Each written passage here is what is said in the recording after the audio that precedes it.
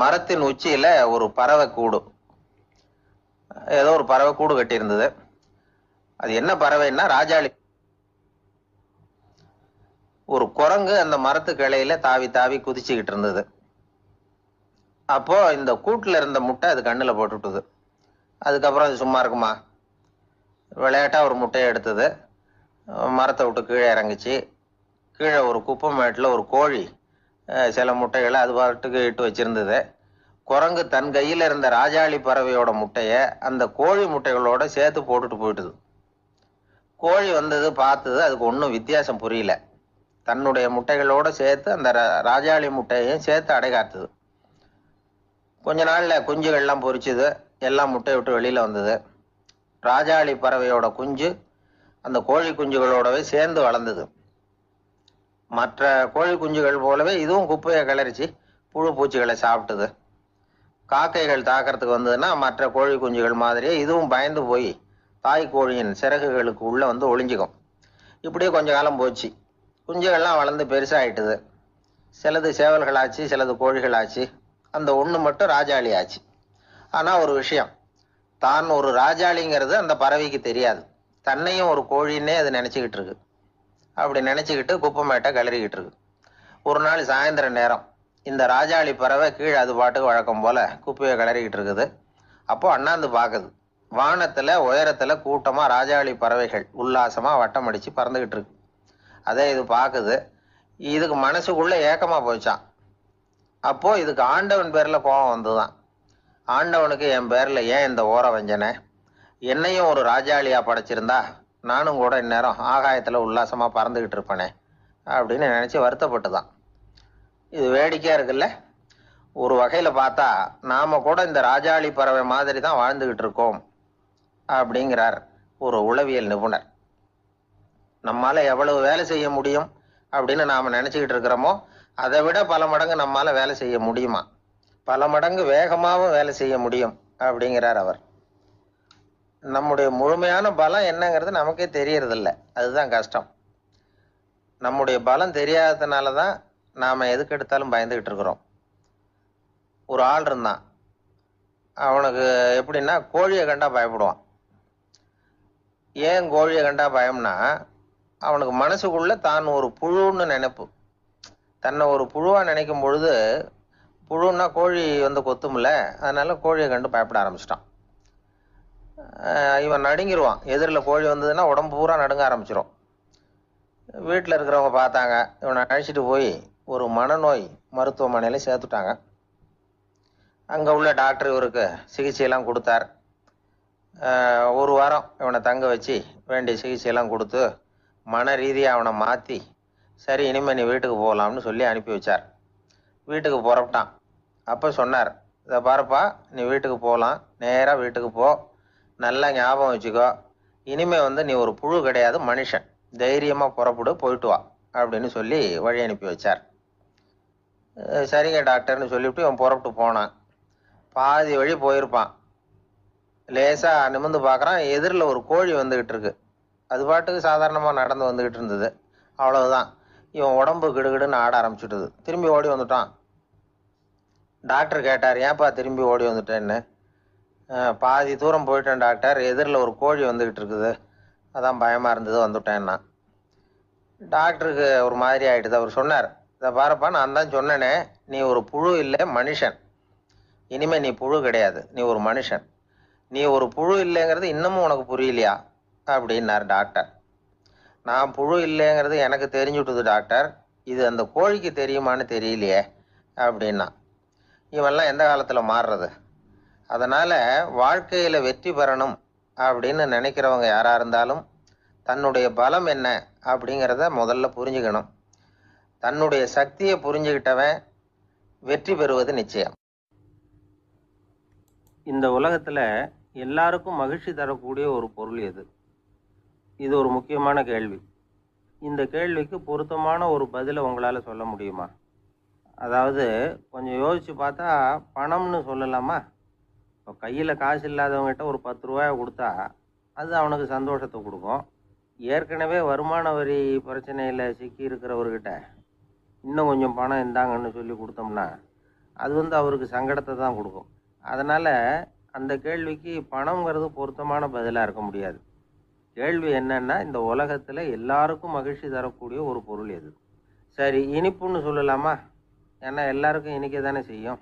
அதுலேயும் ஒரு சிக்கல் இருக்குது. சர்க்கரை வியாதிகாரங்களுக்கு அது என்ன சந்தோஷத்தையாக கொடுக்கும்? ஆக எல்லாருக்கும் வேறுபாடு எதுவும் இல்லாமல் மகிழ்ச்சியை கொடுக்கக்கூடியது வேற ஏதோ ஒன்று இருக்குது. அது என்னன்னு கண்டுபிடிக்கணும். அதுதான் இன்றைக்கி தகவல். அதை கண்டுபிடிக்கணும்னா இந்த கதையை கேட்கணும். அது என்ன கதைன்னா, ஒரு ஊரில் ஒரு ராஜா இருந்தார். அவருக்கும் இதே சந்தேகம் வந்துட்டுது. அதாவது எல்லாருக்கும் இன்பம் தரக்கூடிய பொருள் எது அப்படின்னு. இதுக்கு பதில் தெரிஞ்சுக்கிறதுக்கு ஆசைப்பட்டார். சரி, அதுக்கு என்ன செய்யலாம்னு யோசனை பண்ணார். நாட்டு மக்களுக்கு பகிரங்கமாக ஒரு அறிவிப்பு கொடுத்தார். நம்ம நாட்டு மக்கள் இன்பம் தரக்கூடிய பொருள் எதுன்னு நினைக்கிறாங்களோ அதை கொண்டுகிட்டு வந்து அரண்மனையில் உள்ள கண்காட்சி மண்டபத்தில் வைக்கலாம். அப்படி அவங்க வைக்கிற பொருள்களில் எது எல்லாருக்கும் இன்பம் தரக்கூடியதாக இருக்குமோ அதை வச்சவருக்கு 1000 பொற்காசுகள் பரிசு அப்படின்னு அறிவிப்பு கொடுத்துட்டார். ஜனங்கள் இந்த அறிவிப்பை கேட்டாங்க. அதுக்கப்புறம் சும்மா இருப்பாங்களா? 1000 பொற்காசுன்னா சும்மாவா? அவங்க கையில் என்னென்ன கிடைச்சதோ அதையெல்லாம் கொண்டாந்து அரண்மனை காட்சி மண்டபத்தில் வச்சுட்டாங்க. அதுக்கப்புறமா ராஜா அங்கே வந்தார். ஒவ்வொன்றா பார்த்துக்கிட்டே வந்தார். முதல்ல ஒரு குயில் இருந்தது, இனிமையாக பாடக்கூடிய குயில். இந்த குயிலோட இன்னிசை எல்லாருக்கும் இன்பம் தரக்கூடியது தான். இருந்தாலும் காது கேட்காதவங்களுக்கு இந்த இசை எப்படி இன்பம் தர முடியும்? அதனால் இது சரியில்லைன்னு விட்டார். அடுத்தபடியாக போனார். அங்கே என்ன வச்சுருக்குறாங்கன்னு பார்த்தா ஒரு அழகான மயில் அங்கே தோகை விரித்து ஆடிக்கிட்டு இருக்குது. இந்த மயிலோட ஆட்டம் மனசுக்கு இன்பம் தரக்கூடியது தான். இருந்தாலும் பார்வை இல்லாதவங்க இந்த ஆட்டத்தை பார்த்து ரசிக்க முடியுமா? முடியாது. அதனால் இதுவும் சரியில்லை அப்படின்னு சொல்லிவிட்டார். அதுக்கு அடுத்தபடியாக போனார். பல வகையான இனிப்பு பண்டங்களை வச்சுருந்தாங்க. பார்த்தார், வயசானவங்களுக்கும் நோயாளிகளுக்கும் இது இன்பம் தராது, துன்பம் தான் கொடுக்கும் அப்படின்னார். இப்படி ஒவ்வொன்றா பார்த்துக்கிட்டே போகிறார். அழகான மலர்கள், கனிகள், ஓவியங்கள் எதுவுமே பொருத்தமாக தெரியல. சகல பேருக்கும் இன்பம் தரக்கூடிய வகையில் எதுவும் இல்லை. கடைசியாக வந்தார். அங்கே ஒரு களிமண் பொம்மை இருந்தது. அது என்ன பொம்மை தெரியுமா? பசியால் வாடி இருக்கிற ஒருத்தருக்கு ஒரு அம்மா இனிமையாக பேசிக்கிட்டு சோறு போடுறது மாதிரி அந்த பொம்மையை செஞ்சுருந்தாங்க. அதுக்கு கீழே அன்பு அப்படின்னு எழுதியிருந்துதான். ராஜா பளிச்சுன்னு ஒரு முடிவுக்கு வந்தார். அந்த பொம்மையை செஞ்ச சிற்பியை வரவழைச்சார், பரிசு கொடுத்தார். அன்பு ஒன்று தான் எல்லாருக்கும் இன்பம் அளிக்கக்கூடிய பொருள். காது கேட்காதவங்களும் அதை கேட்க முடியும், பார்வை இல்லாதவங்களும் அதை பார்க்க முடியும், குழந்தைகளும் அதை உணர முடியும் அப்படின்னு அதுக்கு விளக்கம் கொடுத்தார் அந்த மன்னர். இந்த உலகத்தில் எல்லாருக்கும் மகிழ்ச்சி தரக்கூடிய ஒரு பொருள் அன்பு தான். அதை புரிஞ்சுக்கிட்டு தான் சில கணவன்மார்கள் மனைவி பேரில் ரொம்ப அன்பை காட்டிக்கிறது வழக்கம். ஒரு வீட்டு வாசப்படி பக்கமாக மழைக்கு ஒதுங்கினார் ஒருத்தர். மழை தூரிக்கிட்டு இருந்தது, இருட்டு நேரம். அந்த வீட்டில் இருந்தவர், இன்னைக்கு ராத்திரி வேணும்னா இங்கேயே தங்கிட்டு காலையில் போங்க அப்படின்னார். உடனே இவர் சொன்னார், ரொம்ப நன்றிங்க, ஒரு 10 நிமிஷத்தில் இதை வந்துடுறேன் அப்படின்னு சொல்லிவிட்டு எங்கேயோ ஓடினார். 10 நிமிஷம் கழித்து திரும்பி வந்தார். ஆமாம், எங்கே போயிட்டு வந்தீங்கன்னு கேட்டார் வீட்டில் இருந்தவர்.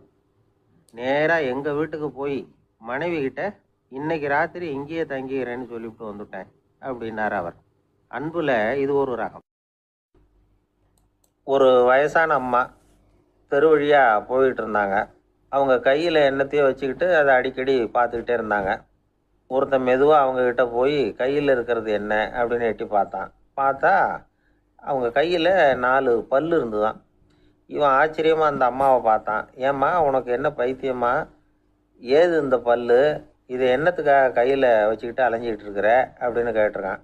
அதுக்கு அந்த அம்மா விவரம் சொல்ல ஆரம்பித்தாங்களாம். இதை பாருப்பா, எனக்கு ஒரு மகன் இருந்தான். அவனை ரொம்ப செல்லமாக வளர்த்தேன். அவனை தரையிலே நடக்க விடுறதில்ல, எப்பவும் தூக்கி வச்சுக்கிட்டு இருப்பேன். அவன் நல்லா பெரியவனாகி பள்ளிக்கூடம் போகிறப்ப கூட அவன் புஸ்தக மூட்டையை நான் தான் சுமந்துக்கிட்டு போவேன். பார்க்குறவங்க கூட கேலி பண்ணுவாங்க, ஏம்மா படிக்க போகிறது நீயா உன் பிள்ளையான்னு கேட்பாங்க.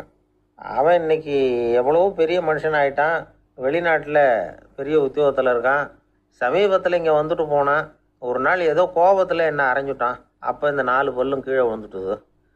இன்னமும் கூட விழுந்துருக்கும், ஆனால் பல்லு தான் இல்லை. என் புள்ள அரைஞ்சதுனால விழுந்த பல்லு இல்லையா அது? அதனால் இதை எப்பவும் என் கையிலேயே வச்சுக்கிட்டு ஆசையோடு பார்த்துக்கிட்டு இருக்கிறேன். அவன் தான் வெளிநாட்டுக்கு போட்டான்.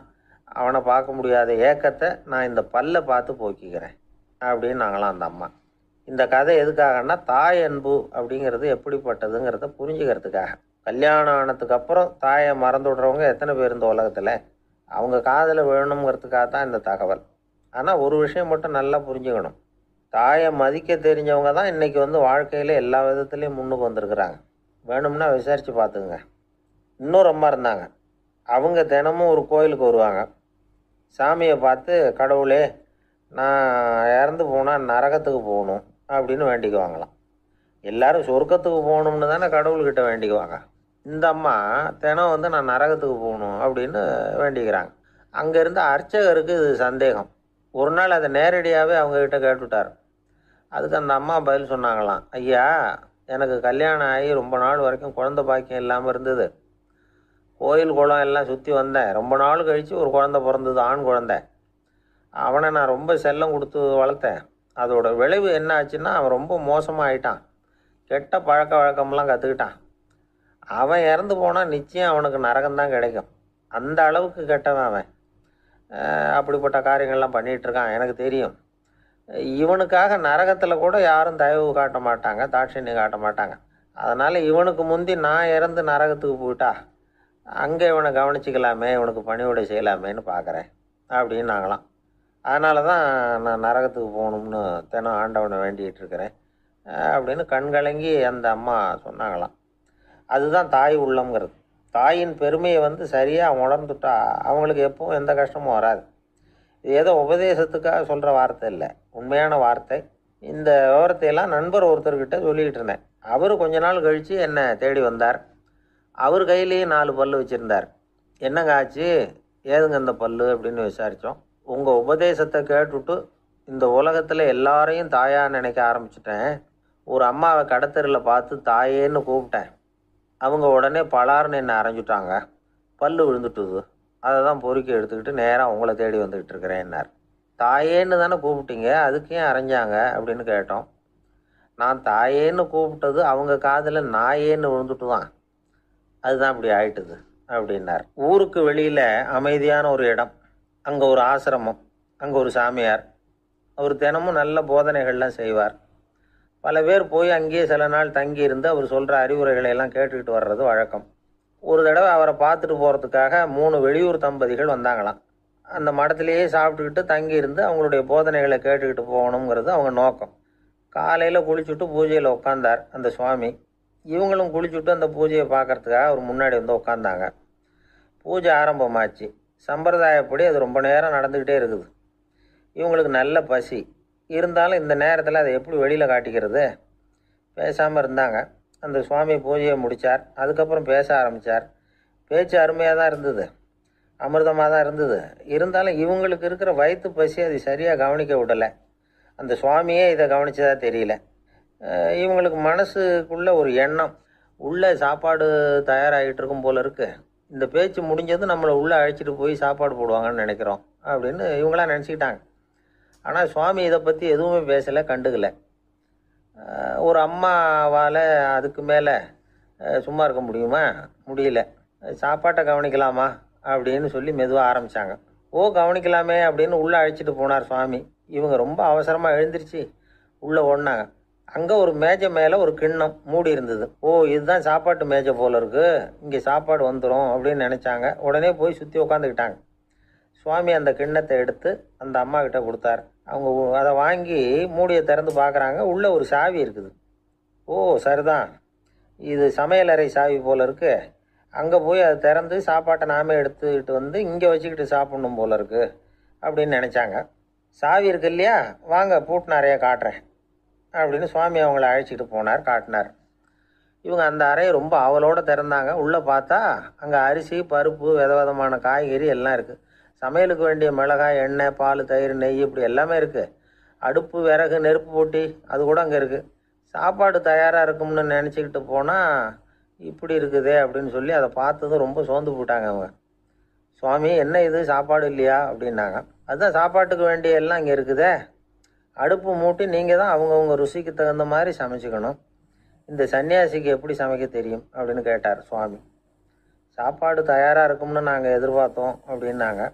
நீங்கள் இப்படி சொல்லுவீங்கன்னு நானும் எதிர்பார்த்தேன். இது வரைக்கும் நான் எவ்வளவோ தத்துவம்லாம் எடுத்து சொன்னேன்.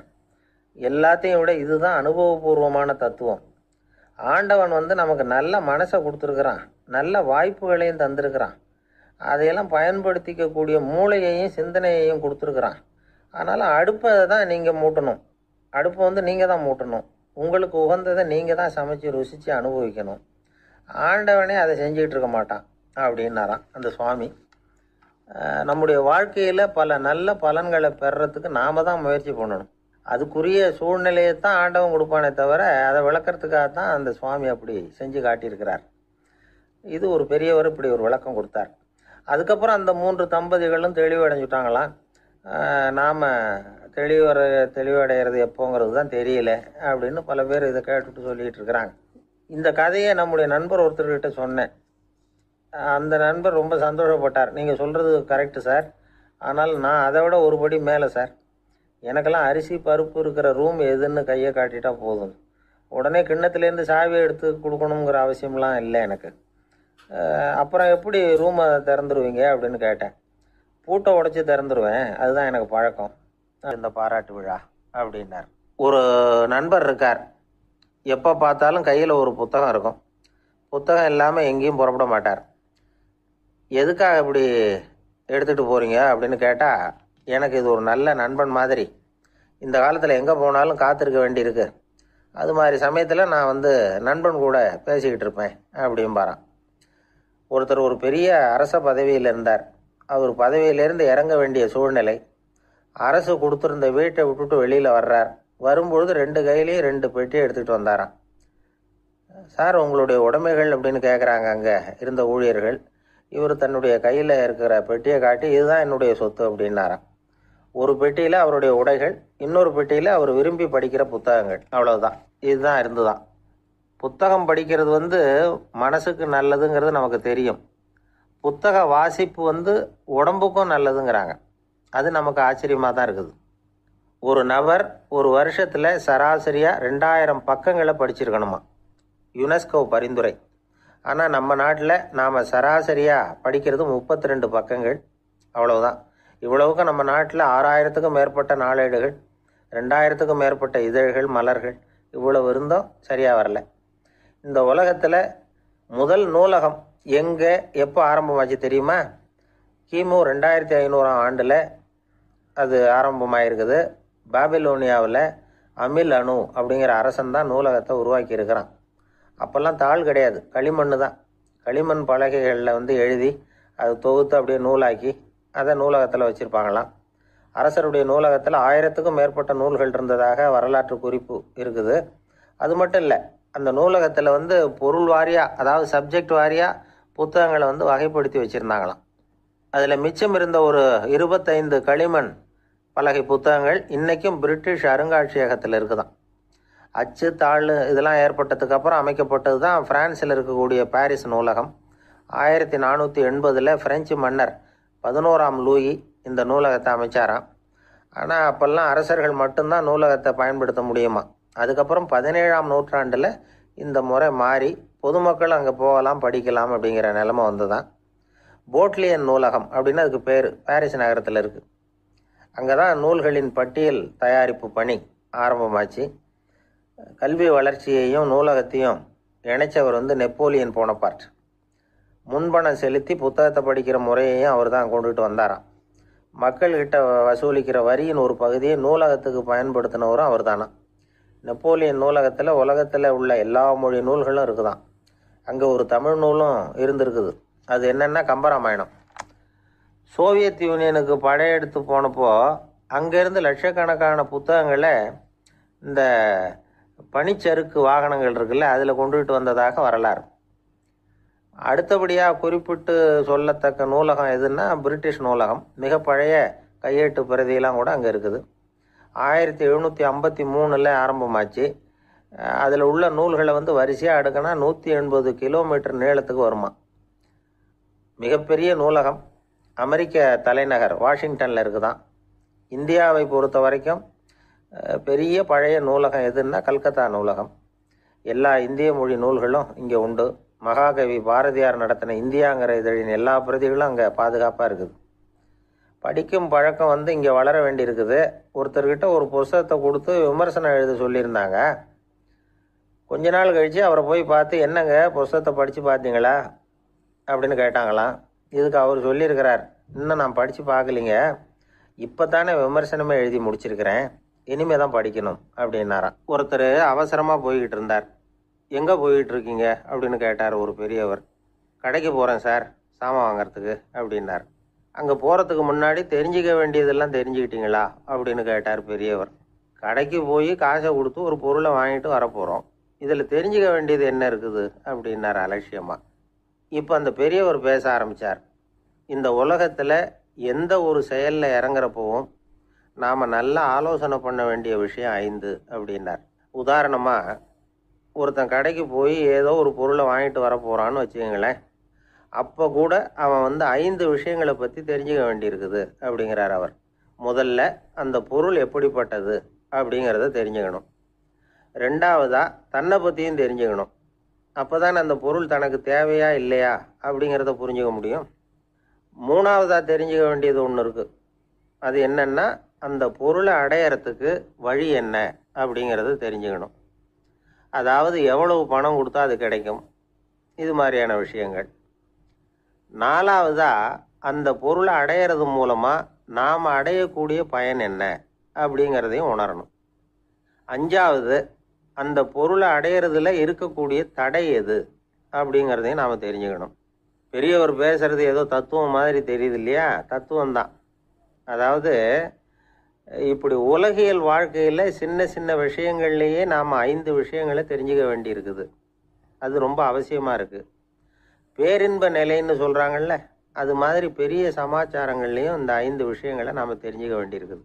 அதுக்கு பேர் என்னன்னா அர்த்த பஞ்சகம். வைணவ சமயத்தில் அர்த்த பஞ்சகம்ங்கிறது ரொம்ப பெரிய விஷயம். கடைக்கு போகிறது மாதிரி கடவுளை பார்க்க போகிறப்பவும் நாம் 5 விஷயங்களை தெரிஞ்சுக்கணுமா. முதல்ல பரம்பொருள் அப்படிங்கிறது என்ன, அதோட தன்மைகள் என்ன, இதை தெரிஞ்சுக்கணும். இதுக்கு பேர் என்னன்னா பரமாத்ம ஸ்வரூபம் அப்படின்னு பேர். ரெண்டாவது, நாம் யார், நம்மோட தன்மை என்ன அப்படிங்கிறத தெரிஞ்சுக்கணும். நான் யாருன்னு எனக்கே தெரியலங்கிறப்போ இதை நான் சொல்கிறேன்னு இது என்னுடையதுன்னு சொல்கிறது தப்பு தானே. அப்புறம் மூணாவது விஷயம், பரம்பொருளை நாம் அடையிறதுக்கு வழி எது, இதை தெரிஞ்சுக்கணும். இது உபாய ஸ்வரூபம் அப்படின்னு பேர். நாலாவது விஷயம், நாம் அடைய வேண்டிய பயன்கள் என்ன அப்படிங்கிறது தெரிஞ்சுக்கிறது. இதுக்கு புருஷார்த்தம் அப்படின்னு பேர். அஞ்சாவது, அந்த பயனை அடைய விடாமல் தடுக்கிற தடைகள் யாவை அப்படிங்கிறது தெரிஞ்சுக்கிறது. இது விரோதி ஸ்வரூபம். இதைத்தான் தடையியல் அப்படின்னு சொல்கிறாங்க. அதாவது பரமாத்மாவை பற்றிய அறிவு, ஜீவாத்மாவை பற்றிய அறிவு, உபாயம் பற்றிய அறிவு, புருஷார்த்தம் பற்றிய அறிவு, இந்த 4 அறிவுக்கும் எதிரடையாக, அதாவது அதையெல்லாம் தப்பாக புரிஞ்சுக்கிறதால உண்டாகக்கூடிய அறிவு விரோதி ஸ்வரூபம். என்ன இது தகவலில் ஏதாவது கதை சொல்லுவீங்கன்னு பார்த்தா ஏதோ தத்துவம் பேசிக்கிட்டு இருக்கிறீங்களே அப்படின்னு நினைக்கலாம். இதுவும் தெரிஞ்சிக்க வேண்டிய ஒரு பெரிய விஷயந்தான். காதில் போட்டு வச்சா எப்போவாவது உபயோகப்படும். என்னுடைய நண்பர் ஒருத்தர் ஒரு நாள் என்கிட்ட சொன்னார், சார், அடுத்த மாதம் தஞ்சாவூரில் ஒரு கல்யாணம், போகிறதா வேண்டாமா அப்படின்னு ஒரே குழப்பமாக இருக்குது அப்படின்னார். நான் உடனே இந்த அர்த்த பஞ்சக உபதேசம் பண்ண ஆரம்பித்தேன். அவர் எல்லாத்தையும் பொறுமையாக கேட்டுவிட்டு, சரி சார், நான் போகிறதுன்னு முடிவு பண்ணிவிட்டேன்னார். எப்படி இந்த முடிவுக்கு வந்தீங்க அப்படின்னு கேட்டேன். அவர் சொன்னார், சார், அந்த 2வது பாயிண்ட் ஒன்று சொன்னீங்களே, அதை புரிஞ்சுக்கிட்டதுக்கு அப்புறம்தான் இந்த முடிவுக்கு வந்தேன் அப்படின்னார். என்ன 2வது பாயிண்ட்டுன்னு? அதாவது தன்னை பற்றி புரிஞ்சுக்கணும் அப்படின்னு சொன்னீங்க. உடனே என்னை பற்றி புரிஞ்சுக்கிட்டேன், நான் யாருங்கிறது எனக்கு தெரிஞ்சுது, உடனே போகிறது தான் நல்லதுன்னு முடிவு பண்ணிவிட்டேன்னார். நீங்கள் யாருன்னு கேட்டேன். நான் தான் சார் அந்த கல்யாணத்தில் தாலி கட்ட வேண்டிய மாப்பிள்ளை அப்படின்னார். அந்த காலத்தில் அண்ணாமலை ரெட்டியார்னு ஒருத்தர் இருந்தார். அவர் வெங்கனூர் அப்படிங்கிற கிராமத்தில் இருந்தார்.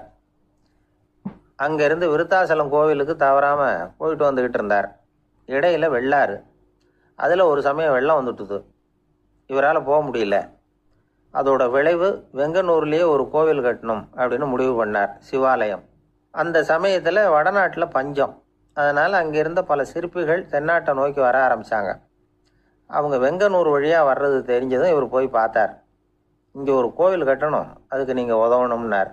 பஞ்ச காலத்தில் இப்படி ஒரு வாய்ப்பு கிடைச்சதில் அவங்களுக்கும் ரொம்ப மகிழ்ச்சி. உற்சாகத்தோடு ஒத்துக்கிட்டாங்க. ஆலய திருப்பணி ஆரம்பமாச்சு. அவங்களுக்கு வேண்டிய எல்லா வசதிகளையும் இவர் செஞ்சு கொடுத்தார். அவங்களுக்கு எந்த குறையும் இல்லாமல் பார்த்துக்கிட்டார். அது மட்டும் இல்லை, ஒவ்வொரு நாளும் அங்கே வருவார். உங்களுக்கு என்ன வேணும், எது வேணும்னு கேட்பார்.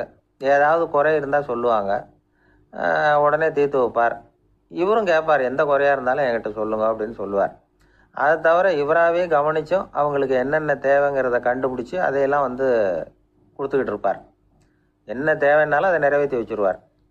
அந்த சிற்பிகளின் தலைவன் ஒருத்தன், அந்த ஆளுக்கு வெத்தலை பாக்கு போடுறது பழக்கம். இதை தெரிஞ்சுக்கிட்டு அதுக்காகவே ஒரு ஆளை ஏற்பாடு பண்ணார்.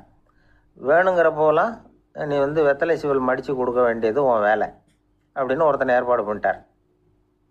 இப்படியெல்லாம் செஞ்சதும் அவங்களுக்கும் ரொம்ப உற்சாகம். ரொம்ப பொறுப்பாக சிற்ப வேலைகளை செஞ்சுக்கிட்டு இருக்கிறாங்க. ஒரு நாள் என்னாச்சு தெரியுமா? அந்த சிற்பிகளின் தலைவன் ரொம்ப நுணுக்கமாக ஒரு வேலையை செஞ்சுக்கிட்டு இருக்கிறான். சாரம் போட்டு அது மேலே படுத்துக்கிட்டு அண்ணாந்து பார்த்து உச்சியில் நுணுக்கமான சிற்பங்களை உருவாக்கிக்கிட்டு இருக்கான். சிற்பியின் கவனம் செதறப்படாதுங்கிறதுனால இவர் மெதுவாக சத்தம் போடாமல் கிட்ட போய் நின்று அதை கவனிச்சிக்கிட்டு இருக்கிறார். அந்த சிற்பி வழக்கம் போல் வெத்தலை பாக்குக்காக இடது கையை கீழே நீட்டினான். அந்த சமயம் பார்த்து அவருக்கு தாம்பூலம் கொடுக்குறவன் அங்கே இல்லை, எங்கேயோ போயிருக்கிறான். அண்ணாமலை ரெட்டியார் என்ன பண்ணார் தெரியுமா? தனக்காக கொடுக்கப்பட்ட தாம்பூலத்தை வாங்கி சிற்பியின் கையில் கொடுக்குறார். அவன் வாங்கி போட்டுக்கிட்டான். இது என்ன இன்னைக்கு வெத்தலை சீவல் வேறு மாதிரி இருக்குது, வாசனை தாம்பூலமாக இருக்குது அப்படின்னு யோசனை பண்ணிவிட்டு கீழே திரும்பி பார்க்குறார். பார்த்தா ரெட்டியார் மறுபடியும் சிற்பி கை நீட்டும் பொழுது கொடுக்கறதுக்காக தாம்பூலத்தை மடித்து வாங்கி வச்சுக்கிட்டு தயாராக நிற்கிறார். சிற்பிக்கு அதிர்ச்சி. உடனே பொத்துன்னு கீழே குதிச்சான். ஐயா, என்ன இது நீங்களா அப்படின்னா. இவர் சொன்னார், நான் ஒன்றும் தப்பு பண்ணலையே, உன்னுடைய கை புண்ணியம் செஞ்ச கை, கோயில் கட்டுற கை, அந்த கைக்கு தாம்பூலம் கொடுக்கறதுல என்ன தப்பு அப்படின்னாராம். ஏற்கனவே பஞ்சத்தில் அடிபட்டு வந்த எங்களை நீங்கள் ஆதரித்ததே பெரிய விஷயம். இந்த செயல் என்னை ஒரு பெரிய கடனாளி ஆக்கிவிட்டுது. ஐயா, எங்களுக்கு உணவு உடை இதை மட்டும் நீங்கள் கொடுத்தா போதும், ஊதியம்னு எதுவும் வாங்க மாட்டோம் அப்படின்னு நானும். அந்த சிற்பி எவ்வளோ வற்புறுத்தியும் எதுவும் வாங்கிக்கலையாம். இந்த செய்தியை தமிழ் தாத்தா டாக்டர் ஊவேசா சொல்லியிருக்கிறார். அந்த காலத்தில் எப்படிப்பட்டவங்கள்லாம் வாழ்ந்துருக்கிறாங்க பாருங்கள். இந்த காலத்தில் ஒருத்தர் கோவில் கட்டினார், வேலை செய்கிற எல்லாருக்கும் சாப்பாடு போடுவார். சிற்ப வேலை செஞ்சுட்டு சாப்பிட வர்ற ஒவ்வொருத்தர் கையையும் அன்பாக பிடிச்சி முத்தம் கொடுத்து உள்ளே அனுப்புவார். அந்த கைகளுக்கு நீங்கள் கொடுக்குற மரியாதையாது அப்படின்னு கேட்டாங்க. அது இல்லைங்க, ஏற்கனவே முதல் பந்தியில் சாப்பிட வந்தவன் மறுபடியும் வர்றானான்னு கண்டுபிடிக்கிறதுக்காக கையை பிடிச்சி மோந்து பார்க்குறேன் அப்படின்னாராம் அவர். பிரம்மத்தை அறிந்தவன் பிரம்மமாகிறான் அப்படின்னு ஒரு பெரியவர் பேசினார் ஒரு கோவிலில். தைத்திரிய உபனிஷத்து அப்படி சொல்லுதான். இதை கேட்கும் பொழுது நமக்கு ஒரு சந்தேகம் வரும். அது எப்படி? பிரம்மத்தை அறிந்தவன் பிரம்மம் ஆகிறான்னா, சிங்கத்தை அறிந்தவன் சிங்கம் ஆகிறானா, தோசையை அறிந்தவன் தோசை ஆகிறானா? இப்படிப்பட்ட சந்தேகம் நமக்கு வர்றதுல ஒன்றும் ஆச்சரியம் இல்லை. இது இயற்கை. இதுக்கும் அந்த பெரியவரே பதில் சொல்கிறார். சிங்கம் வேற, நாம வேற. அதனால் சிங்கத்தை அறிந்தவன் சிங்கம் ஆக மாட்டான். ஆனால் பிரம்மம் வேற, நாம வேற இல்லை. அதனால் பிரம்மத்தை அறிந்தவன் பிரம்மமாகிறான் அப்படிங்கிறது அவரோட விளக்கம். மனிதன் அவன்தான் தான் பிரம்மங்கிறது தெரியாதனால தான் அதை வேற எங்கேயோ தேடிட்டு இருக்கிறான். கடைசியில் அது தான் தாங்கிறது புரிஞ்சுக்கிற பொழுது அவன் பிரம்மம் ஆயிடுறான். இதை விளக்கிறதுக்கு ஒரு உபநிஷத்து கதையே இருக்குது. நமக்கு தெரிஞ்ச கதை தான், ஆனால் அதை வேறு விதமான அர்த்தத்தில் விளையாட்டாக சொல்லிகிட்டு இருக்கிறோம். ஒரு சமயம் ஒரு 10 நண்பர்கள் ஒரு காட்டு வழியாக போய்கிட்டு இருக்கிறாங்க. குறுக்க ஒரு நதி, அதை கடந்து அடுத்த பக்கம் போகணும். எல்லாரும் ஒரு வழியாக கடந்து அடுத்த கரைக்கு போய் சேர்ந்துட்டாங்க. அங்கே போய் சேர்ந்ததுக்கப்புறம் எல்லாரும் பத்திரமா சேர்ந்துட்டோமா அப்படின்னு தெரிஞ்சுக்கிறதுக்காக எண்ணி பார்க்குறான் அந்த கூட்டத்து தலைவன். அவங்க மொத்தம் 10 பேர். ஆனால் அவன் எண்ணி பார்க்குறப்போ 9 தான் வருது. ஏன்னா அவன் தன்னை விட்டுவிட்டான். எதிரில் நிற்கிறவங்கள மட்டுமே எண்ணுறான். ஐயோ 10வது ஆள் எங்கேங்கிறான், பதறான். சரி நீ இரு, நான் எண்ணி பார்க்குறேன்னு சொல்லிவிட்டு இன்னொருத்தன் எண்ணுறான். அவனும் தன்னை விட்டுட்டு எண்ணுறான். 9 தான் வருது. எல்லாரும் கொய்யோ முறையோன்னு கத்த ஆரம்பிச்சிட்டாங்க. அந்த சமயத்தில் ஒரு பெரியவர் அந்த பக்கமாக வர்றார். என்ன விஷயம்னு விசாரிக்கிறார். 10வது ஆளை 6 அடிச்சுட்டு போட்டுது அப்படின்னு சொல்லி இவங்க அழறாங்க. சரி அழாதீங்க அப்படின்னு சொல்லி அந்த தலைவனை பார்த்து இப்படி வாங்குறார். வர்றான். இப்போ எனக்கு முன்னாடி ஒரு தரம் எண்ணு பார்க்கலாம்ங்கிறார். 1 2 3ன்னு ஆரம்பித்து 9ல் வந்து முடிக்கிறான். உடனே பெரியவர் நீ தான் அந்த 10வது ஆள் அப்படிங்கிறார். இது உண்மை. நாம தான் அது. நாம தான் நம்மளை வேற எங்கேயோ தேடிட்டு இருக்கிறோம். நாம் எங்கேயோ தேடிட்டு இருக்கிறோமே, அந்த பிரம்மம் நாம தான். இப்படி ஒரு பெரிய உண்மையை விளக்கறதுக்காக தான் அப்படி ஒரு கதை சொல்லப்பட்டது. ஆனால் அதை வந்து நாம் வேறு விதமாக வேடிக்கையாக உபயோகப்படுத்திக்கிட்டு இருக்கிறோம். எப்படி தெரியுமா? ஒரு ஆத்தங்கரையில் ஒரு 10 பேர் முழிச்சுக்கிட்டே நின்றுக்கிட்டு இருந்தாங்களாம். அந்த பக்கமாக வந்த ஒருத்தன் ஏன் இப்படி முழிச்சுக்கிட்டு நிற்கிறீங்கன்னு கேட்டிருக்கிறான். எங்களுக்கு நீச்சல் தெரியாது, நாங்கள்லாம் அடுத்த கரைக்கு போய் சேரணும் அப்படின்னாங்களாம். சரி, நாங்கள் விட்டுட்டு போய் விடுறேன். எல்லாரும் அக்கறைக்கு போய் சேர்ந்த உடனே ஆளுக்கு ₹1 வீதமாக மொத்தம் ₹10 எனக்கு கொடுக்கணும் அப்படின்ட்டுருக்கான் இவன். சரின்னு ஒத்துக்கிட்டாங்க. இவன் ஒவ்வொருத்தராக கையை பிடிச்சி மெதுவாக ஆற்றுல இறக்கி அழைச்சிட்டு போயிட்டான். 9 பேரை கரை சேர்த்துட்டான். 10வது ஆள் பாதி ஆற்றுல போயிட்டு இருக்கிறப்போ திடீர்னு வெள்ளம் வந்துட்டுது. புடி நழுவி போச்சு. கையை விட்டுட்டான். வெள்ளம் அடிச்சுட்டு போட்டுது. அழைச்சிட்டு வந்தவன் நீச்சல் அடித்து தடுமாறி கரைக்கு வந்து சேர்ந்துட்டான். கரையில் இருந்தவங்களுக்கு இந்த விஷயம் தெரியாது. இருந்தாலும் இவன் உடம்பு பூரா நனைஞ்சி கொஞ்சம் அதிகமாக மூச்சு வாங்க நின்றுக்கிட்டு இருந்தானா, ஏங்க ஏன் இப்படி மூச்சு வாங்குது, என்ன விஷயம் அப்படின்னு கேட்டாங்களாம். அதுக்கு இவன் கொஞ்சமாக அலட்டிக்காமல் சொன்னானா, வேற ஒன்றும் இல்லை, நீங்கள் கொடுக்க வேண்டிய ₹10ல் ₹1 குறைஞ்சி போச்சு, அவ்வளவுதான் அப்படின்னானா. ஒரு ஆள் ராமகிருஷ்ணரை தேடி வந்தான். அவன் கையில் 1000 பொற்காசுகள் வச்சுருந்தான். அதை அவர்கிட்ட கொடுத்து இதை ஏற்றுக்கணும் அப்படின்னு ரொம்ப பணிவாக கேட்டுக்கிட்டான். அவர் பார்த்தார், இது எனக்கு தேவையில்லை, ஆனாலும் உன்னுடைய மனசை புண்படுத்துறதுக்கு நான் விரும்பலை, அதனால் நீ கொடுக்குறத வாங்கிக்கிறேன்னார். வாங்கிக்கிட்டார். அப்புறம் கேட்டார், இதை பாரு, இனிமேல் இதெல்லாம் என்னுடைய இது தானே அப்படின்னார். ஆமாம், அதையெல்லாம் நான் உங்களுக்கே கொடுத்துட்டேன்னா அவன். சரி, இப்போ நீ எனக்காக ஒரு காரியம் பண்ணணும்னார். என்ன செய்யணும்னு சொல்லுங்கன்னா, இந்த நாணயங்களையெல்லாம் எடுத்துக்கிட்டு போய் கங்கை நதியில் எரிஞ்சுட்டு வா அப்படின்னார். இவனுக்கு அதிர்ச்சியாக போச்சு. என்ன பண்ணுறது, இனிமேல் அது முடியாதுன்னு சொல்ல முடியாது. ஏன்னா அந்த நாணயங்களையெல்லாம் அவருக்கே கொடுத்துட்டான். இனிமேல் அதெல்லாம் இவனுடையது இல்லை. பேசாமல் அவ்வளவே அள்ளிக்கிட்டு ஆத்தங்கரைக்கு போனான். போனவன் ரொம்ப நேரம் திரும்பியே வரல. ராமகிருஷ்ணருக்கு சந்தேகம், என்ன ஆச்சு அந்த மனுஷனுக்கு, காசுகளோடு அந்த கங்கையில் குதிச்சுட்டானா, போகும்பொழுதே ஒரு மாதிரியாக தான் போனான், போய் என்னன்னு பார்த்துட்டு வாங்க அப்படின்னார். அங்கே இருந்த ஒருத்தர் ஓடி போய் பார்த்தார். அவர் போய் பார்க்கும் பொழுது அவன் அங்கேயே இருந்தான். அதுக்கப்புறம் அவர் திரும்பி வந்தார். வந்து விவரத்தை சொன்னார். அதாவது அவன் கங்கை கரையில் உட்காந்துக்கிட்டு ஒவ்வொரு நாணயமாக 1 2ன்னு எண்ணி எண்ணி வீசிக்கிட்டு இருக்கிறான். அவனை சுற்றி ஒரு கும்பல் நின்றுக்கிட்டு அவனை தடுத்துக்கிட்டு இருக்குது அப்படின்னு விவரத்தை சொன்னார் போயிட்டு வந்தவர். இதை கேட்டதும் ராமகிருஷ்ணரே புறப்பட்டு அங்கே போனாராம். என்ன இப்படி பண்ணிகிட்டு இருக்கிற, நான் வந்து உன்னை அந்த நாணயங்களை கங்கையில் வீசி எறிய சொன்னேன், நீ ஏன் அதை எண்ணிக்கிட்டு இருக்கிற அப்படின்னார். பழக்கம்தான் காரணம், நான் ஒவ்வொரு நாளும் ஒவ்வொன்றா சேமித்து வச்சேன். இன்றைக்கி என்கிட்ட நிறைய இருக்குது, உங்களுக்கு ஒரு 1000 நாணயங்களை கொடுக்கணுங்கிறது என்னோட ஆசை அப்படின்னா. இப்போ ராமகிருஷ்ணர் சொன்னார், ஒரே நேரத்தில் எல்லாத்தையும் சம்பாதிச்சிருந்தா நீ வந்து எண்ணுறது பொருத்தமாக இருக்கும். எல்லாத்தையும் இழக்கும்போது ஒவ்வொன்றா எண்ணிக்கிட்டு இழக்கிறதுங்கிறது சரியான செயல் இல்லை. அதனால் ஒரே தடவையாக எல்லாத்தையும் தூக்கி எறிஞ்சிடும் அப்படின்னார். இது இழப்பது அப்படிங்கிற ஒரு உயர்ந்த நிலை. இதை நாம் யதார்த்த வாழ்க்கையில் சம்மந்தப்படுத்தி பார்த்து குழப்பிக்கிட்டு இருக்கக்கூடாது.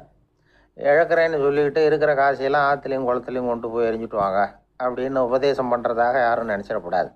இதில் நாம் புரிஞ்சிக்க வேண்டியது என்னென்னா, எதையாவது ஒன்றை இன்னொருத்தருக்கு கொடுக்கணும் அப்படின்னு விருப்பப்பட்டால் அதை மனப்பூர்வமாக கொடுத்துடணும். கொடுத்துட்டு அதையே நினச்சிக்கிட்டு இருக்கக்கூடாது. நம்மால் ஒருத்தர் ஒரு ₹100 நோட்டை தன்னுடைய நண்பர் ஒருத்தர்கிட்ட கொடுத்து, இது உனக்கு தான் வச்சுக்கோ அப்படின்னார். அவர் பார்த்தார், இது இனிமேல் எனக்கு தானே சொந்தம் அப்படின்னார். ஆமான்னார் அவர்.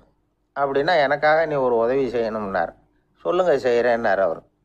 இந்த ₹100 நோட்டை தீ வச்சு கொளுத்தி விடுன்னார். இவர் அதிர்ச்சியாகி அவரை பார்த்தார்.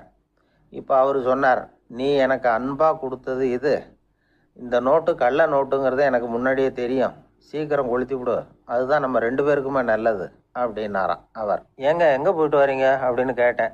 எனக்கு வேண்டப்பட்ட ஒருத்தரை பார்த்து. ஆஸ்பத்திரிக்குன்னார். எந்த ஆஸ்பத்திரிக்குன்னே? மாட்டு ஆஸ்பத்திரிக்குன்னார். என்ன விஷயம்னே? மாமனாருக்கு உடம்பு சரியில்லை, அதுதான் மாட்டு ஆஸ்பத்திரிக்கு போயிட்டு வரேன்னார். அட பாவி, அதுக்கு அந்த ஆஸ்பத்திரிக்கா போவாங்க அப்படின்னு ஆச்சரியமா. அட அது இல்லைப்பா, முதல்ல எங்கள் குடும்ப டாக்டர் தான் தேடிக்கிட்டு போனேன், அவர் அந்த நேரத்தில் அவர் வளர்க்குற நாய்க்குட்டிக்கு உடம்பு சரியில்லைன்னு சொல்லி அதை தூக்கிட்டு மாட்டு ஆஸ்பத்திரிக்கு போயிட்டாராம் சொன்னாங்க. அதனால் அங்கே போய் அவரை சந்தித்து விஷயத்தை சொல்லிவிட்டு வர்றேன்னார். அப்புறம் தான் எனக்கு கொஞ்சம் நிம்மதியாக இருந்தது. பொதுவாக நமக்கு தெரிஞ்ச வரையில் டாக்டர்கள் 2 வகை. நமக்கு வைத்தியம் பண்ணுற டாக்டர்கள் ஒரு வகை, நம்மக்கிட்ட இருக்கிற ஆடு மாடு கோழிக்கு வைத்தியம் பண்ணுற டாக்டர்கள் ஒரு வகை. இப்போ தான் எனக்கு தெரியும் இன்னொரு வகையான டாக்டர்களும் உண்டுங்கிறது. அது யாருன்னா பூச்சிகளுக்கு வைத்தியம் பண்ணுற டாக்டர்கள், அதாவது பூச்சி டாக்டர்கள். வெளிநாடுகளில் அப்படிலாம் கூட சில பேர் இருக்கிறாங்க. பிரிட்டனில் யார்க்ஷயர் வட்டாரத்தில் ராதர்ஹாம் அப்படின்னு ஒரு ஊர். அங்கே ஒரு விலங்கியல் மருத்துவர் பேர் டாக்டர் லான்ஸ் ஜெப்சன். அவர் ஆஸ்பத்திரி வாசலில் பார்த்தீங்கன்னா தினமும் நிறைய பேர் நின்றுக்கிட்டு இருப்பாங்க. கையில் கண்ணாடி குடுவை, தகர டப்பா இப்படி ஏதாவது இருக்கும். அதுக்குள்ளே ஏதாவது பூச்சிகள் இருக்கும். அதுக்கு வைத்தியம் பண்ணுறதுக்காக வந்தவங்க தான் அவங்க எல்லாம். சிலந்தி பூச்சி, பல்லி, தேளு, பாம்பு இப்படி ஏதாவது இருக்கும்.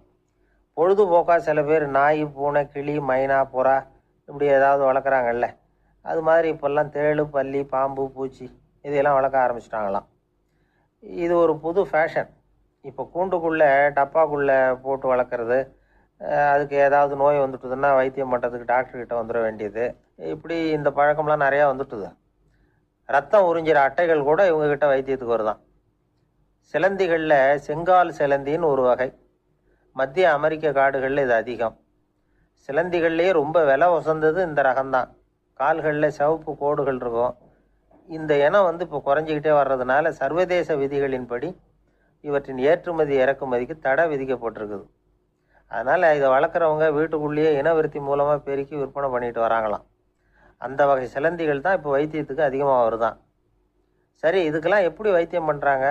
முதல்ல அதை குளிர்பதன பெட்டியின் வழுவழுப்பான சுவரில் விட்ட உடனே அதெல்லாம் மெதுவாக இறங்கி வரும். அப்போ அதன் நோயை கண்டுபிடிக்கிறது சுலபம்.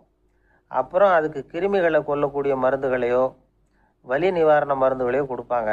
கால் உடைஞ்ச சிலந்திகளுக்கு பசையை கொண்டு ஆப்ரேஷன் பண்ணுவாங்க. சில சிலந்திகளுக்கு உடைஞ்ச காலை எடுத்துட்டா புதிய கால் வளர்ந்துடும்.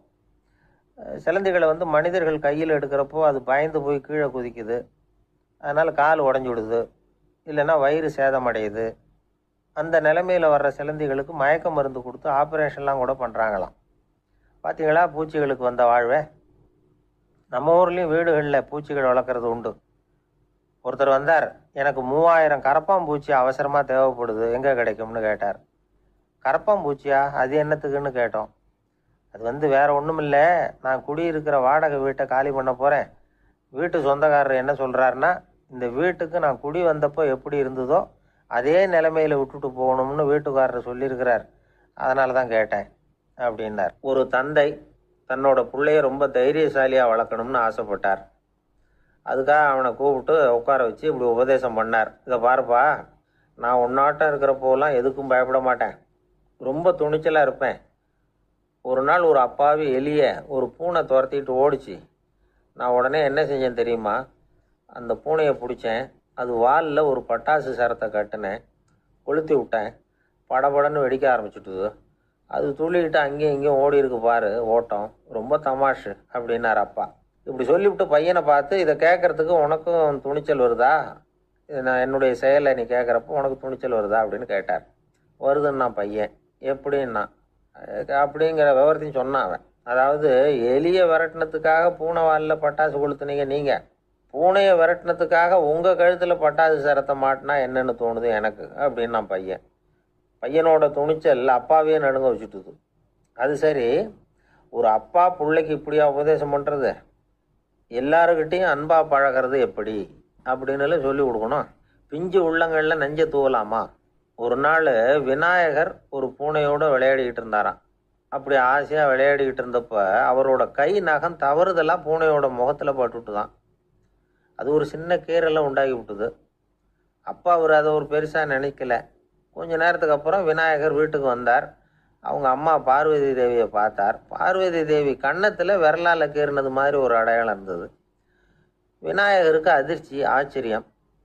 நம்ம அம்மா இந்த உலகத்துக்கே தாயார், அப்பேற்பட்ட அவங்க முகத்திலேயே கீரலை உண்டாக்கக்கூடியவங்க யாராக இருக்க முடியும் அப்படின்னு யோசனை பண்ணார். தாயே, உன்னுடைய கன்னத்தில் இந்த வடு எப்படிம்மா ஏற்பட்டதுன்னு கேட்டார். குழந்தாய், இது நீ செஞ்ச காரியம்தான்ப்பா. உன்னுடைய கை நகம் கீறினதுனால ஏற்பட்ட வடு தான் இது அப்படின்னாங்க அவங்க. விநாயகர் திடுக்கிட்டு போட்டார். எப்படிம்மா அது? நான் எந்த காலத்துலேயும் ஒன்று அப்படி கீறினதாக எனக்கு நினைவு இல்லையே அப்படின்னார். இன்னைக்கு காலையில் ஒரு பூனையை கீறினதை நீ மறந்துட்டியா அப்படின்னாங்க அந்த அம்மா. விநாயகர் திகைச்சு போய் நின்னார். பார்வதி தேவி சொன்னாங்க, இதை பார்ப்பா, இந்த உலகத்தில் இருக்கக்கூடிய எல்லா உயிர்கள்லேயும் நான் இருக்கிறேன். நான் தான் இந்த உலகமாக ஆகியிருக்கிறேன். ஆகையினால நீ யாரை துன்புறுத்தினாலும் அது உண்மையிலேயே என்ன துன்புறுத்தினதாக தான் வந்து முடியும் அப்படின்னாங்க. விநாயகர் மனசுக்குள்ளே ஒரு வெளிச்சம் ஏற்பட்டு தான். அதுக்கப்புறம் அவர் யாரையுமே கல்யாணம் பண்ணிக்காததுக்கு அதுதான் காரணமா. இந்த உலகத்தில் எல்லாரையும், இங்கே இருக்கிற எல்லாத்தையும் தாயின் வடிவமாக அவர் பார்க்க ஆரம்பிச்சிட்டாராம். குருதேவர் ராமகிருஷ்ணர் இந்த கதையை எடுத்து சொல்லியிருக்கிறார். நபிகள் நாயகம் ஒரு தடவை ஒரு நாற்காலியில் உட்காந்து என்னமோ யோசனை பண்ணிட்டு இருந்திருக்கிறார். அப்போ அவரோட உடையில் ஒரு கீழ்ப்பகுதி தரையில் படிஞ்சு கிடந்திருக்குது. அங்கே விளையாடிக்கிட்டு இருந்த ஒரு பூனை அது மேலே வந்து படுத்து தூங்கி போச்சு. தொழுகை செய்ய வேண்டிய நேரம் வந்துட்டது. நபிகள் நாயகம் எழுந்திருக்க பார்த்தார். அப்போ தான் பூனை தன்னோட உடை மேலே படுத்து தூங்கிட்டு இருக்கிறது கண்ணில் படுது. பூனையோட தூக்கத்தை கலைக்க விரும்பல அவர். தன்னுடைய சகோதரியை கூப்பிட்டார். ஒரு கத்திரிக்கோள் எடுத்துகிட்டு வர சொன்னார். பூனை படுத்திருந்த உடை பகுதி மட்டும் இருக்குல்ல, அதை மட்டும் அதோட கத்திரிச்சு விட்டுட்டு அதுக்கப்புறம் அவர் எழுந்திரிச்சு தொழுகைக்கு போனாராம்.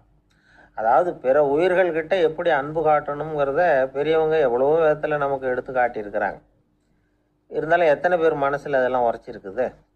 நாமளும் நம்ம ட்ரெஸ்ஸு மேலே ஒரு பூனை படுத்திருந்தா ஒரு கத்திரிக்கோலை தான் தேடுவோம், எடுத்துகிட்டு வர சொல்லுவோம். துணியை வெட்டுறதுக்கு பதிலாக இல்லை அதோட வாழை வெட்டினா என்ன அப்படின்னு தோணும். ஒரு ஆள் ரொம்ப பிரியமாக ஒரு பூனையை ஆற்றுல குளிப்பாட்டிக்கிட்டு இருந்தானா. எப்படி? அந்த பூனையை ஆற்று தண்ணியில் அமுக்கி அமுக்கி குளிப்பாட்டிக்கிட்டு இருக்கிறான். அந்த வழியாக போன பெரியவர் ஒருத்தர் இதை பார்த்தார். இதை பார்ப்பா, பூனையை அது மாதிரி ஆற்று தண்ணியில் அமுக்கி குளிப்பாட்டாத, மூச்சு திணறி செத்து போடும் அப்படின்னு அட்வைஸ் பண்ணார். நீ போய் அவன் வேலையை பார்த்துக்கிட்டு, எனக்கு எல்லாம் தெரியும்னா இவன். சரின்னு அவர் போயிட்டார். கொஞ்ச நேரம் கழித்து அவரே அந்த வழியாக திரும்பி வந்துக்கிட்டு இருந்தார். ஆற்றுல பூனையை குளிப்பாட்டிக்கிட்டு இருந்தவன் அழுதுகிட்டு உட்காந்துருக்கிறான். பக்கத்தில் அந்த பூனை செத்து கிடக்குது. இதை பார்த்தார் பெரியவர். நான் தான் அப்போவே சொன்னேனே அந்த பூனையை ஆற்றுல நினைக்காதேன்னு, அதை கேட்டிருந்தா இப்படி ஆயிருக்குமா அப்படின்னார். அந்த ஆள் கோபமாக இவரை முறைச்சி பார்த்தான். அட போய்யா, இந்த பூனை ஆற்றுல குளித்ததுனால ஒன்றும் செத்து போகல, குளித்ததுக்கு அப்புறம் அதோட உடம்பு ஈரமாக இருக்குதுன்னு அதை புழிஞ்சேன், அதனால தான் இப்படி ஆயிட்டுது அப்படின்னு நானாம். உலகத்தில் எது எதுக்கோ ஆராய்ச்சி கூடங்கள் இருக்குதுல்ல, அது மாதிரி தூக்கத்தை பற்றி ஆராய்ச்சி பண்ணுறதுக்கு ஒரு ஆராய்ச்சி கூடம் இருக்குது. அப்படி ஆராய்ச்சி பண்ணணும்னா அதுக்கு மூழ்கிக்கிட்டு இருக்கணும்ல. அதனால தான் அந்த ஆராய்ச்சி கூடம் இங்கே இல்லை. அமெரிக்காவில் பாஸ்டன் பல்கலைக்கழக மருத்துவமனையில் அது இருக்குது. அங்கே தூக்கத்தை பற்றி பல விதமான ஆராய்ச்சிகள் பண்ணிகிட்டு இருக்கிறாங்க. அந்த ஆராய்ச்சி கூடத்தில் இயக்குனராக இருக்கிற ஒரு நிபுணர் அவர் என்ன சொல்கிறார் தெரியுமா? உங்களுக்கு தூக்கம் வரலையா, நீங்கள் நல்லா தூங்குறதுக்கு தாராளமாக சில யோசனைகளை என்னால் சொல்ல முடியும் அப்படிங்கிறார். யோசனை தானே, காசா பணமாக கேட்டு வச்சுக்கலாமே. உணவு, மனநிலை, தூங்கும் இடத்தோட சூழ்நிலை, படுக்கைக்கு செல்கிறப்போ உள்ள பழக்க வழக்கங்கள், இது காரணமாக ஒருத்தருக்கு தூக்கம் வராமல் போகலாம். தூக்கம் வராததுக்கு இதுதான் காரணம்னா அதையெல்லாம் சுலபமாக கட்டுப்படுத்தலாங்கிறார் அவர். தூக்கத்தை வரவழைக்கக்கூடிய ஒரு நல்ல மருந்து உடற்பயிற்சி. ஆனால் ஒன்று, படுக்க போகிற நேரத்தில் இது மாதிரி உடற்பயிற்சிகள் எல்லாம் செய்யக்கூடாது. கொஞ்சம் முன்னாடி பகல்லையே இந்த பயிற்சிகளை செய்கிறது நல்லது. தூக்கம் வராமல் அவதிப்படுறவங்க பிற்பகல் நேரங்களில் காஃபி, டீ இது மாதிரி பானங்களை சாப்பிடக்கூடாது. மது அருந்துறது கூட தூக்கத்தை பாதிக்கும்.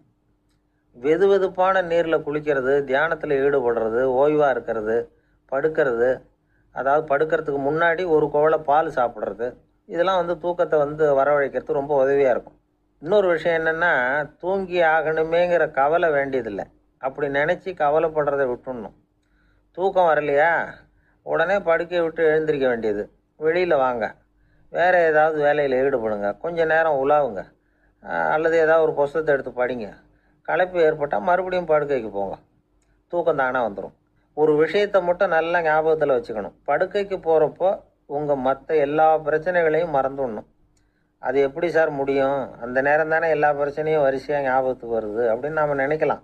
ஆனால் பழக்கத்தில் அதை நாம் மாற்றிக்க முடியும். கொஞ்சம் முயற்சி பண்ணணும், அவ்வளோதான். இது எல்லாமே ஆராய்ச்சி பண்ணி பார்த்துட்டு அந்த நிபுணர் சொல்கிற கருத்து தான். இன்னொரு விஷயமும் அவர் சொல்கிறார். அது என்னென்னா, உடல் கோளாறு காரணமாக தூக்கம் வராமல் அவதிப்படுறவங்களுக்கெல்லாம் இந்த யோசனைகள் சரியாக வராது அப்படிங்கிறார். அதுக்கெல்லாம் மருத்துவ சிகிச்சை கொடுத்து தான் சரி பண்ணணும். சில பேருக்கு நடு ராத்திரியில் மூச்சு திணறல் ஏற்பட்டு தூக்கம் வராமல் போயிடும். ஊரெல்லாம் தூங்குறப்ப தான் மட்டும் தூங்காமல் மூழ்கிட்டு இருக்கிறது, ஊரெல்லாம் மூழ்கிட்டு இருக்கிறப்போ தான் மட்டும் தூங்குறது, இது மாதிரி கோளாறுகளால் சில பேர் பாதிக்கப்படலாம். காலு தசை முறுக்கிக்கிறதுனால சில பேருக்கு அடிக்கடி விழிப்பு வரலாம். மன அழற்சி காரணமாக சில பேருக்கு தூக்கம் வராது. இது மாதிரி கோளாறுகளுக்கெல்லாம் அதுக்கு தகுந்த மாதிரி சிகிச்சை கொடுத்து தான் சரி பண்ண வேண்டியிருக்கும்.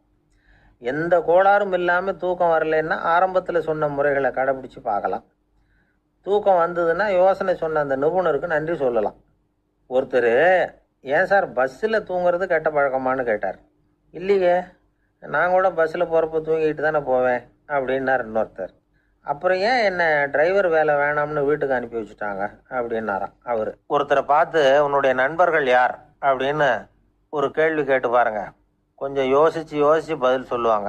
அவங்கக்கிட்டேயே உன்னுடைய எதிரிகள் யார் அப்படின்னு கேளுங்க, கடகடன்னு ஒப்பிச்சிருவாங்க. நம்ம மனசு இருக்க அது எப்படின்னா, நம்ம நண்பர்களை விட எதிரிகளை அது நல்லா ஞாபகத்தில் வச்சுக்கும். இது ஒரு ஆச்சரியமான உண்மை. உங்களால் நண்பர்களை மறந்துட முடியும், ஆனால் எதிரிகளை மறந்துட முடியாது. இது ஒரு வேடிக்கையான நிலைமை தான். அழகான தருணங்களை நாம் ஏன் மறந்துடுறோம்? இது இயற்கை. ஏன்னா நம்ம மனசு மலர்களை கவனிக்கிறதில்ல, அதில் இருக்கிற முள்ளை தான் கவனிக்குது. தன்னை காயப்படுத்துகிற எதையும் அது உடனே கண்டுகொள்ளுது.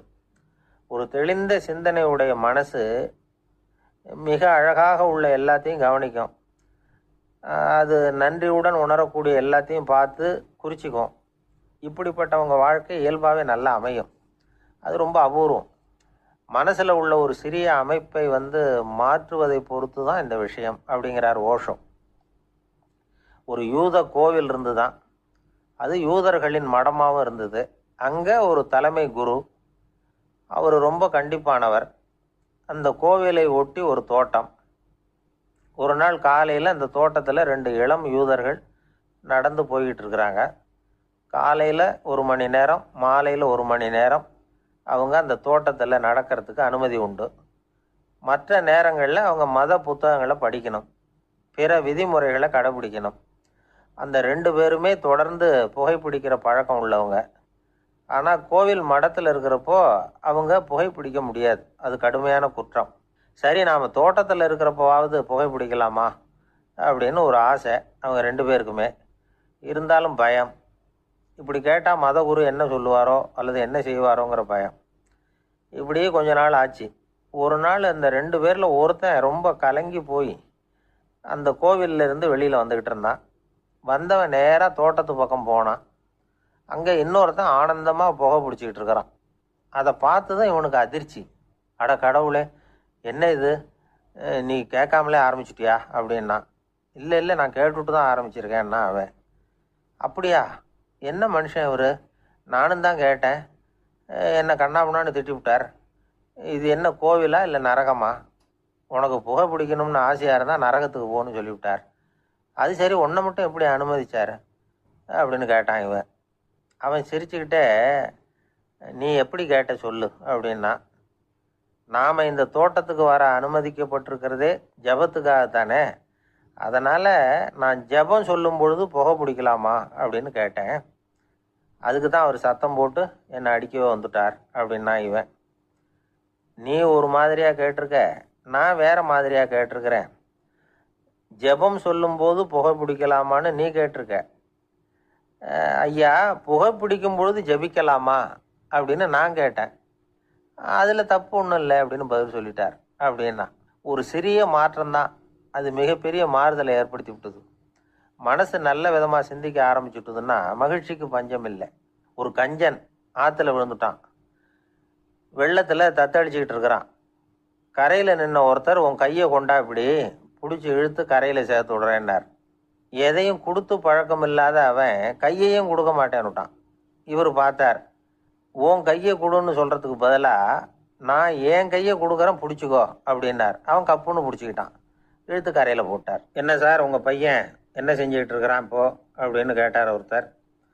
அடிக்கடி கண்ணாடி முன்னாடி நின்று அழகு பார்த்துக்கிட்டு இருக்கிறான் சார் அப்படின்னார் அப்பா. இளம் பருவம் இப்படி தான் இருக்கும், அதையெல்லாம் சாதாரணமாக நினச்சிடாதீங்க அப்படின்னாரு அவரு. என்ன சார் சொல்கிறீங்க?